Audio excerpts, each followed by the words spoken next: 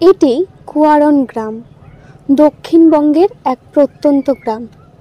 এখানে আদিবাসী মানুষের জীবন কষ্টে ভরা। আর্থিক দুর্বলতা আর সুযোগ সুবিধার অভাবে দিন কাটে।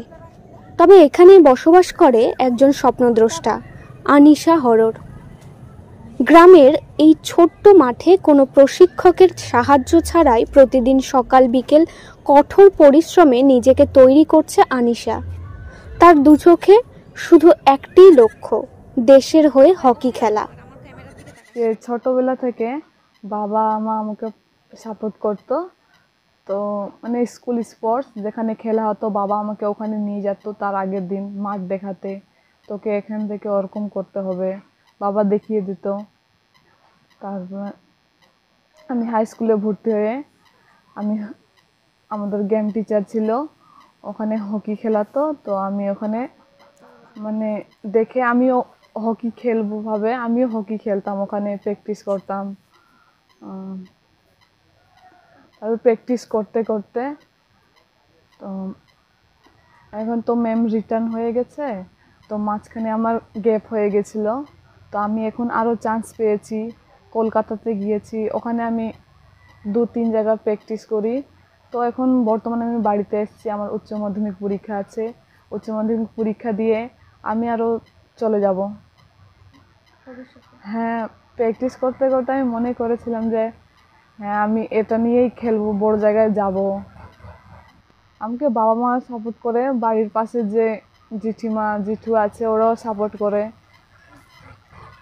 আপনার এলাকায় কি আর কোনো মেয়ে, আপনার সম্প্রদায়ের আর কোনো মেয়ে হকি খেলে? না, মানে খেলাধুলার সঙ্গে যুক্ত আছে কিন্তু ওরা হকি খেলে না। স্কুলে আছে কয়েকজন যারা হকি খেলে, তো ওরা বলছে কি এইচএস দিবে তারপর হকি জয়েন করবে। আমার মতন আছে যারা মানে খেলাধুলা করছে কিন্তু মানে সাপোর্ট পাচ্ছে না, ওদেরকে চাই যে ওদেরকেও সাপোর্ট করুক, ওরা যেন বড় জায়গায় খেলতে পারুক, আমার মতন চান্স পাবে। কি মনে হয় দেশের হয়ে হকি খেলার মানে খেলার ইচ্ছেটা তো আছে, হ্যাঁ সেটা কতটা কি ফুলফিলমেন্ট, সেই হিসেবে কি প্র্যাকটিস করা হয়? ওদের তো এখন কোচ নেই, তো আমি নিজের মতন করে আমি প্র্যাকটিস করি। ছোটবেলা থেকে তো বাবা আমাকে মানে কোচের মতন বাবা শিখিয়েছে, ওখানে ওরকম করতে হবে। তো বাবা এখন পর্যন্ত আছে কোচের মতনই, যে ভালো করে খেল, বাবা আমার সঙ্গে যায় ওখানে আমার সঙ্গে প্র্যাকটিস করে। ওই বালুরঘাটে কোনো কোচ নেই। তো দ্বিতীয় যে আমার আর্থিক অবস্থা ভালো নয়, তো বাবা আমাকে যতটা পারে অতটা আমাকে হেল্প করে। আমি ভারতবর্ষের হকি টিম হয়ে খেলতে চাই, আর এটাই আমার ইচ্ছা। একসময় সে স্কুলে হকি খেলে রাজ্য স্তরে প্রতিযোগিতায় অংশ নিয়েছে। তো আমি ক্লাস 5-এ নদীপাড় গার্লস স্কুলে ভর্তি হয়েছিলাম, তখন আমাদের গেম টিচার ছিল।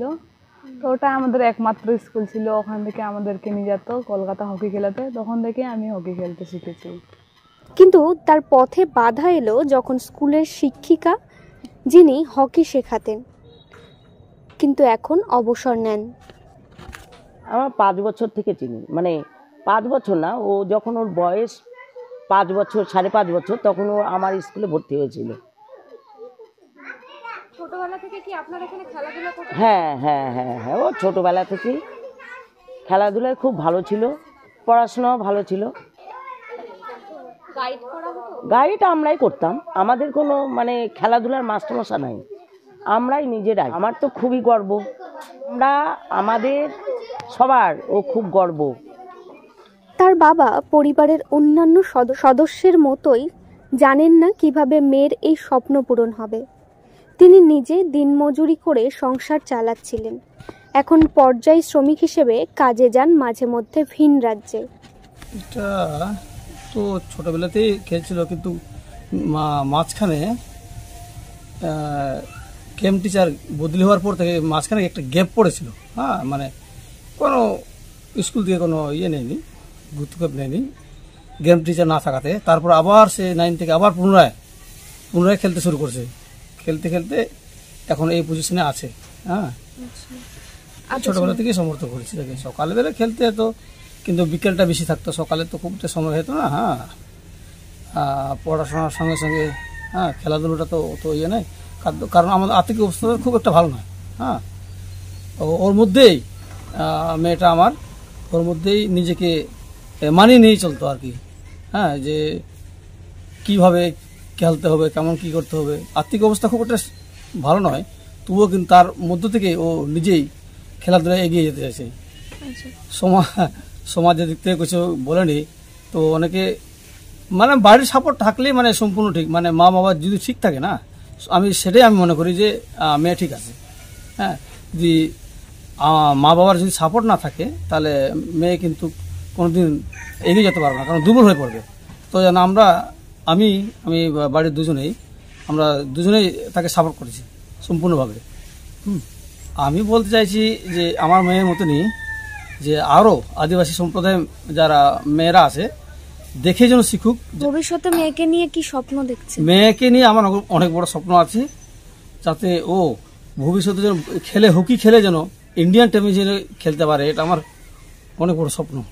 এখানেই তার সংগ্রাম, কোথাও প্রশিক্ষণ নেই। ওর বাবা মাকে যখন বলে আমার এখানে খেলা আছে, তুই গাভী করবি না, তুই ওখানে চলে যা, মানে এতটাই সাপোর্ট দেয় বাবা মা। ভবিষ্যতে কি স্বপ্ন আছে? আমি যে আমাদের ইন্ডিয়ান টিম আছে, ভারতীয় টিম, ওটাতে আমি চান্স পেতে চাই, মানে দেশের হয়ে খেলতে চাই। কোথাও কেউ তাকে পথ দেখানোর মতো নেই, তবুও হার মানছে না আনিশা। তার বিশ্বাস একদিন তার এই কঠোর পরিশ্রমের ফল সে পাবে। কখনো কখনো কিছু মানুষের স্বপ্ন যে সত্যি হতে পারে তা আমরা শুধুমাত্র তাদের দৃঢ় সংকল্প ও একাগ্রতার মধ্যে দেখতে পাই। আনিশা হরের মতো কিছু মানুষের স্বপ্নের পেছনে আমাদের সরকারের, সমাজের সবার সহানুভূতি ও সহযোগিতা প্রয়োজন। বাবা মা বলে কি খালি খেলাধুলার পড়াশোনায় কর, তোকে কোনো কাজ করতে হবে না, এটাই বলে বাবা। আজকের আনিশা যে প্রতিদিন 5 কিলোমিটার সাইকেল চালিয়ে স্কুলে যায়, তার স্বপ্নের পথের রূপরেখা যদি মেলে, তবে সে একদিন দেশের হয়ে খেলবে, সবাইকে গর্বিত করবে। স্বপ্ন আর পরিশ্রমের এক অমলিন কাহিনী, আনিশার মতো হাজারো নারীর জীবনের গল্প।